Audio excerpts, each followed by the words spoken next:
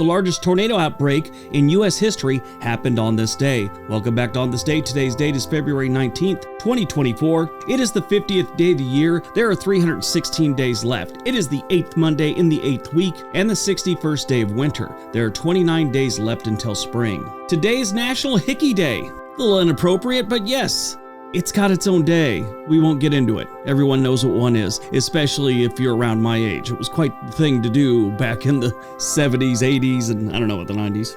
All right, let's see what else February 19th has given us. 1807, former Vice President of the United States Aaron Burr is arrested for treason in Wakefield, Alabama, and confined to Fort Stoddart.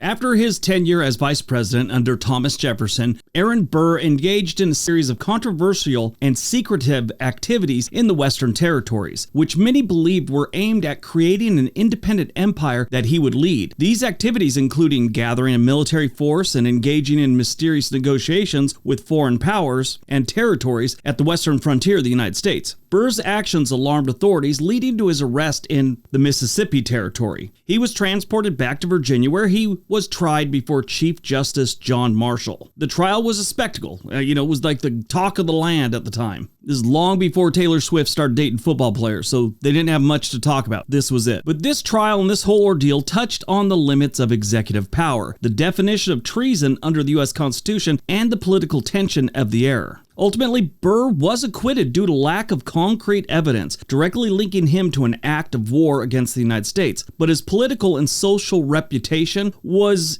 irreparably damaged, marking a dramatic fall from grace for the former vice president. Now, this was just the end, or this guy had a lot going on, so he wasn't going to be on the ticket with Thomas Jefferson when Thomas Jefferson ran again. Thomas Jefferson had had enough of him, so he took himself off the ticket, and he got into New York politics. Well, one thing leads to another, and he loses the race for governor of New York. He lost to a man named Morgan Lewis. Morgan Lewis was pretty much a nobody. He was very unheard of, and Aaron Burr lost to him by the most significant margin in the state's history at the time. So he got his backside handed to him. Burr blamed the loss on a personal smear campaign, believed to have been orchestrated by his party's rivals, including the nation's first Secretary of the Treasury, Alexander Hamilton. Now, Alexander Hamilton had already been disgraced. He'd had an affair with a colleague's wife. It was just a whole bad situation. Burr and Hamilton were insulting each other and demanding apologies back and forth through letters and making statements. Finally boiled to a point where Burr said, "Let's have a duel." Dueling was illegal, but the punishment for being involved in a duel or being the winner of a duel, because they go to the death normally, wasn't as severe in New Jersey. So they picked a date and they met in New Jersey. Apparently this was a hot spot for duels. We'll get to that later. On July 11th, 1804, the enemies met outside Weehawken, New Jersey. Some witnesses came along. The duel happens, both men fire, Hamilton misses, Burr hits him right above the left hip.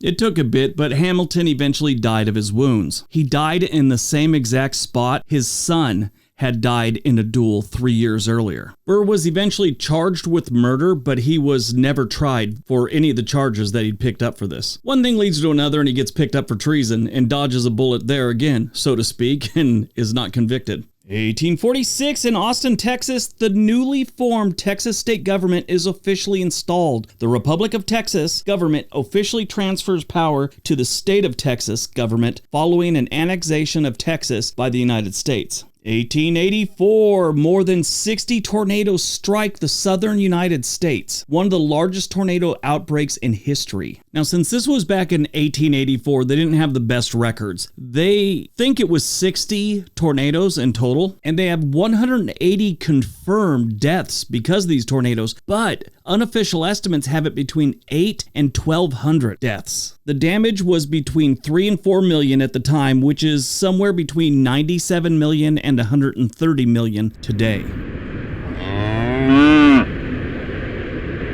1953, book censorship in the United States. The Georgia Literature Commission is established. They go along and start banning books. 2002, NASA's Mars Odyssey space probe begins to map the surface of Mars using its thermal emission imaging system.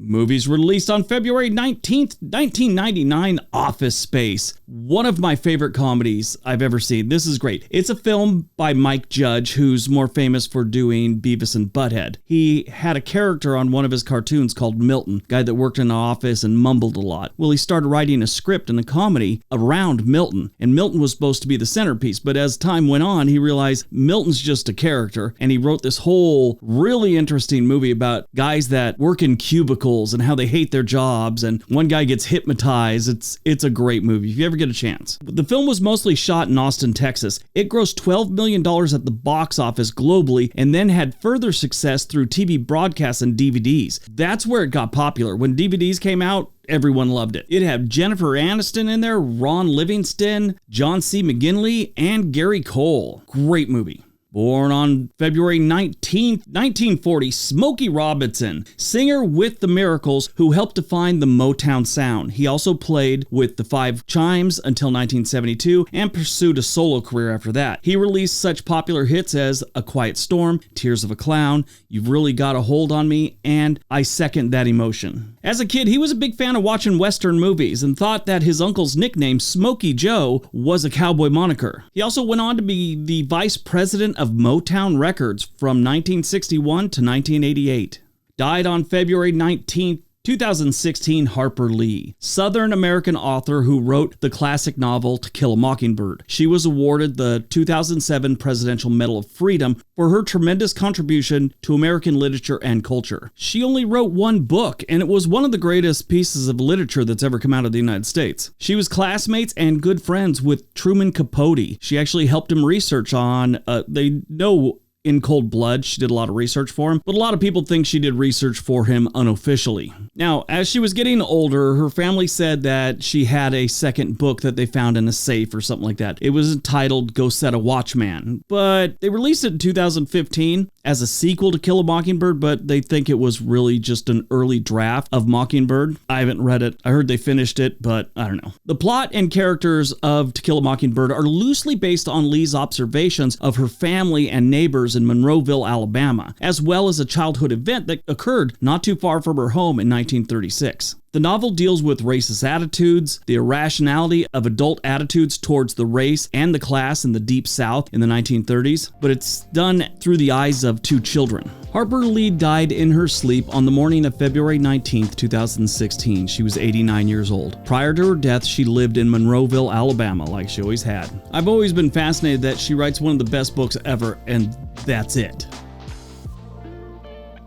All right, that's today's video. Hope you guys enjoyed it. Hope you got some information out of it. Now go out, have a great day, be nice to each other.